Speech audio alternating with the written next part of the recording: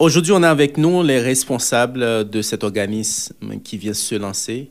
Mesdames, merci beaucoup d'accepter l'invitation. Bienvenue sur Radio Centre-Ville, Le Bilan. D'abord, on va faire un petit tour de micro très rapidement. Vous me dites juste votre nom et votre responsabilité au sein de l'organisme. Je sais que le CV est très long. Je commence avec Danielle. Bonjour, mon nom c'est Danielle. Je suis infirmière communautaire. Je travaille avec les Autochtones et les familles avec diversité culturelle.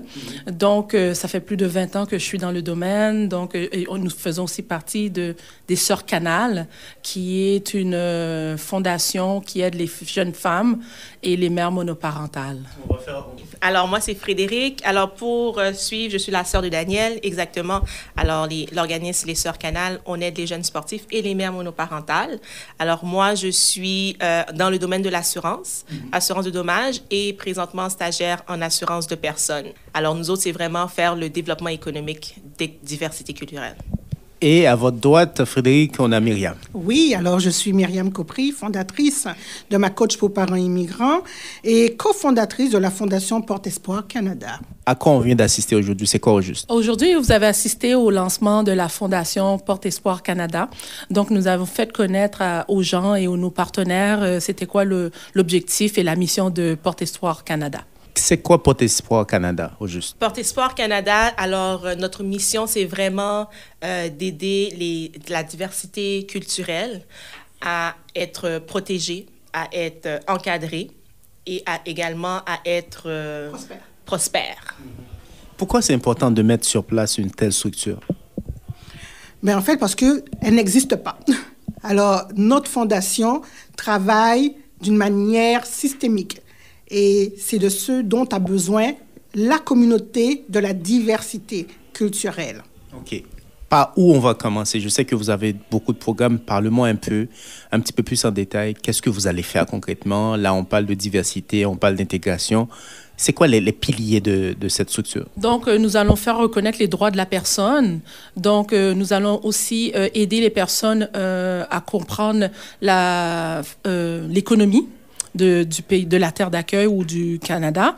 Et nous allons faire des interventions afin d'aider les jeunes à s'intégrer plus facilement et à prendre leur place dans cette terre d'accueil. Et comment ça va s'organiser? Vous voulez ajouter quelque chose? Mais en fait, on va faire la défense des droits, on va faire des services sociaux adaptés pour les familles, on va faire aussi des services financiers et des services d'intervention pour les jeunes.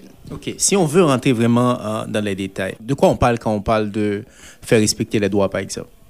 Ben, par exemple, quelqu'un qui, présentement, a des difficultés dans son travail, OK, qui subit de la discrimination, il pourra venir nous voir et on va l'orienter convenablement. On va faire de l'intervention parentale. Donc, des parents qui ont des défis avec leurs enfants, ils peuvent faire appel à nous pour avoir de l'accompagnement et du soutien. OK. Pour ce qui est, par exemple, de l'intégration elle-même, comment ça va s'organiser? Est-ce que c'est des séances que vous allez faire? C'est des coachings? Comment on va faire pour assister ces gens qui ont vraiment besoin de vous? Alors là, on va instaurer pour 2023-2024 ce qui est le mentorat avec des jeunes grands frères et grands sœurs pour les 12-25 ans. Alors ça, c'est un premier pas qu'on veut faire. On a 3 ateliers qu'on va faire pour les nouveaux immigrants, justement, pour leur donner une éducation financière. Alors, pour les partir du bon pied. Alors, avec notre partenaire qui est Desjardins. Alors, on va travailler pour pouvoir donner le compte bancaire, le crédit, également avoir une clinique juridique à travers une assurance. Et c'est une équipe qui est très dédiée, qu'on a pu avoir, qui parle au moins 18 langues. Alors, les personnes vont être capables de parler d'économie, parler de finances dans leur langue pour qu'ils puissent vraiment comprendre le système. Pourquoi c'est important pour vous d'insister sur la connaissance financière, tout ça dans l'intégration? Parce qu'on sait que c'est un des piliers. La finance, c'est le cœur d'une famille, d'un foyer. Et aussi, on veut pas... la majorité de la diversité culturelle est mal informée ou pas du tout concernant les finances. Et on veut éviter On veut éviter des problèmes. On veut éviter qu'ils soient mal informés. On veut qu'ils puissent créer un patrimoine, qu'ils puissent se protéger. Donc, la force économique est pour nous très importante. Une communauté qui est forte économiquement est une communauté qui va se faire respecter, qui va se faire écouter et qui aura son droit de parole. Sans force économique, on n'a pas tout cela. C'est sûr. Daniel, vous avez beaucoup travaillé avec les immigrants. Je sais que c'est l'une des priorités de votre structure. On va rentrer dans les détails, si on a le temps de le faire, vraiment, pourquoi c'est important d'assister les immigrants. Mais d'abord, sur le terrain, c'était quoi les constats que vous avez faits pour donner la priorité à cette fondation dans le domaine d'immigration? C'est que en les recevant directement, par exemple, du chemin Roxham, le stress que ça engendrait d'arriver ici. Aussi, ils demandent beaucoup de guidance. Ne savent pas où aller, ne connaissent pas les autobus, ne savent pas où s'orienter pour aller faire par exemple, une prise de sang ou quoi que ce soit. Donc, notre fondation, ils peuvent nous appeler, puis on peut les guider à travers, au lieu de demander à droite, à gauche, appelez la Fondation Porte-Histoire Canada et on va vous guider. On va vous guider pour dire, OK, pour commencer, voici où aller. Est-ce que tu sais où aller? Est-ce que vous savez où est-ce que vous avez rendez-vous? On va les guider. On va les guider parce que la première chose, quand que je leur posais des questions à la première évaluation initiale, ils nous demandaient, on a besoin d'aide pour se loger, on a besoin d'aide pour savoir où est-ce qu'on va, on a besoin d'aide aussi pour la communauté. Est-ce qu'on a quelqu'un qui peut nous encadrer? Donc, c'est ça les questions qu'ils nous posaient, ce qui faisait qu'on travaillait tous de chacun de notre bord parce que moi, j'apportais tout ce qui était bottes, manteaux, douillettes pour ces personnes-là, mais une personne seulement ne peut pas faire ça. Tandis que Myriam, elle les accompagnait quand ils étaient en état de crise, anxiété, se faire prendre leurs enfants parce que culturellement, eux, ils ont une éducation et le pays, la terre d'accueil, a une autre éducation. Donc, on doit les encadrer pour leur dire ce qui est acceptable ou non. Ça ne veut pas dire que ta culture n'est pas bonne, sauf qu'il faut s'adapter sur la terre d'accueil. Donc, tout ça, la Fondation Porte-Histoire Canada va pouvoir les aider. Et ça, dès cette année, hein? Dès cette année, on va commencer. Vous allez ajouter quelque chose, Myriam, sur ça? Oui, mais nous, on est là aussi pour les aider à réussir leur famille. Parce que les personnes qui immigrent, principalement, c'est pour leurs enfants. Et l'équilibre familial est déstabilisé avec l'immigration. Et nous, grâce à du coaching, donc de l'accompagnement personnalisé, on va les soutenir à faire en sorte que leur immigration soit une réussite et qu'ils retrouvent l'équilibre de leur foyer. Qu'est-ce que vous avez constaté concrètement? Je sais que vous avez beaucoup travaillé avec les parents, les enfants, etc., pendant des années sur ces enjeux-là. C'est quoi le constat avec nos immigrants? Qu'est-ce qui arrive? Pourquoi on continue à se faire prendre nos enfants? C'est quoi la réalité? La réalité, en fait, c'est qu'il y a une vitesse d'intégration qui est différente et c'est normal. Sauf que les enfants, eux, sont en contact avec la société. Donc, ils vont adopter de nouvelles façons de se comporter et les parents ne sont pas préparés. Donc, le plus gros constat qui fait qu'il y a énormément d'interventions de services sociaux, c'est parce que les parents n'ont aucun endroit où aller chercher l'information sur comment ils doivent exercer leur rôle parental. Parce que chaque pays a ses propres façons de faire. Et il n'y a pas une façon qui est meilleure que l'autre. Elle est juste différente. Mais si on ne sait pas, on fait beaucoup d'erreurs. Et ça fait en sorte que les enfants et les parents s'éloignent. Et nous, on veut que les parents et les enfants restent ensemble, communiquent, soient heureux ensemble et que la famille soit soudée. Au niveau de la fondation, comment est-ce que vous allez comment vous allez faire ça? Est-ce que c'est des séances de formation? Est-ce que c'est l'éducation? Quel outil que vous allez mettre à la disposition de ces immigrants? Du coaching parental.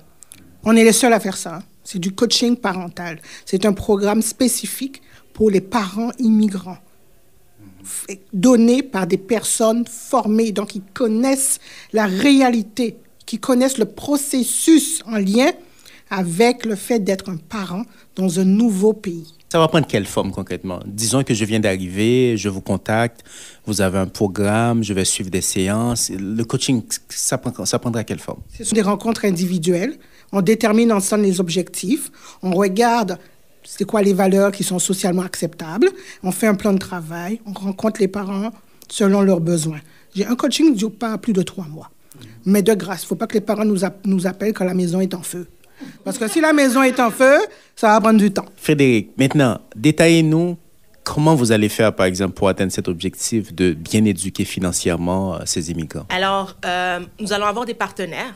Nous allons avoir des partenaires pour pouvoir regarder avec eux selon l'évaluation, selon leurs besoins également, qu'est-ce qu'ils ont besoin pour pouvoir se remettre sur pied. Dans le fond, c'est vraiment se remettre sur pied. Il y en a qui sont déjà... qui connaissent déjà le financement et on est très content par rapport à ça, on est très heureux. Mais ces personnes-là pourraient toujours donner une aide à celui qui arrive, celui qui n'a pas l'information. Alors, nous autres, la Fondation, la manière qu'on va fonctionner, c'est avec les membres. On va être des membres. Alors, les personnes qui vont venir vont être des membres pour venir chercher l'aide. Et aussi, nous allons avoir des partenaires. Alors, que ce soit des partenaires au niveau de l'employabilité, au niveau de la défense des droits, que ce soit également au niveau du coaching.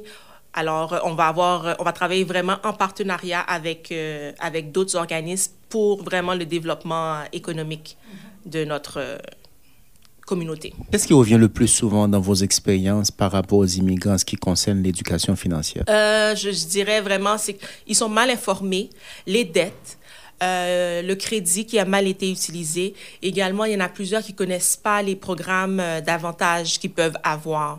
Alors, ils sont là en train de laisser de l'argent dormir, tandis que le gouvernement donne des programmes qu'on peut profiter, surtout lorsqu'on est parent, pour également donner la possibilité aux jeunes de pouvoir poursuivre des études. Des fois, les jeunes ne le savent pas. Des fois, les parents ne savent pas qu'ils peuvent mettre un programme en place pour les études des enfants. Alors ça, c'est très important. Et le gouvernement donne également une assistance par rapport à ça. Quelle est la nouvelle phase? Où est-ce qu'on est? Est-ce qu'on est prêt à commencer à travailler? Vous êtes prêt à commencer à recevoir des appels? C'est quoi la nouvelle phase? Donc, la prochaine phase, maintenant qu'on a présenté la fondation, c'est on a le recrutement de nos membres et de nos partenaires et puis de mettre nos plans en exécution. Donc là, présentement, c'est d'avoir notre équipe. On est en train de monter notre équipe, donc on recherche des partenaires, on recherche des membres et on va commencer aussi notre programme de tutorat-mentorat. Et après ça, donc, on va être prêt, notre équipe va être prête à être fonctionnelle dès 2023. Comment vous allez faire, par exemple, pour le financement de tous ces projets? Comme Myriam disait, on se prend en main. Donc, on va commencer notre équipe. Comme on a dit, on va avoir des partenaires et on va avoir des membres. Et puis, le tout va se faire comme ça. On va continuer après. Ouais, justement, les gens qui sont intéressés par notre mission doivent devenir membres. Déjà, en devenant membres, ça va nous permettre d'avoir du financement sans pour cela aller en chercher actuellement. Parce qu'on va devoir avoir une expertise. Donc, même des gens qui ont des expertises peuvent venir et se joindre à nous. C'est aussi une forme de donation. Donc, la première des choses, c'est que chaque personne qui nous écoute, même si c'est $10, ça va être ça. Okay? C'est la somme de toutes ces qui vont faire en sorte qu'on va être autonome financièrement. Mesdames, merci beaucoup pour le temps et toutes ces informations. Je vous souhaite vraiment beaucoup de succès et de réussite. Et puis, on va être là. Si on a besoin de quoi que ce soit pour communiquer, faire quelque chose, je vous promets que je vais être là pour la Fondation. Merci beaucoup.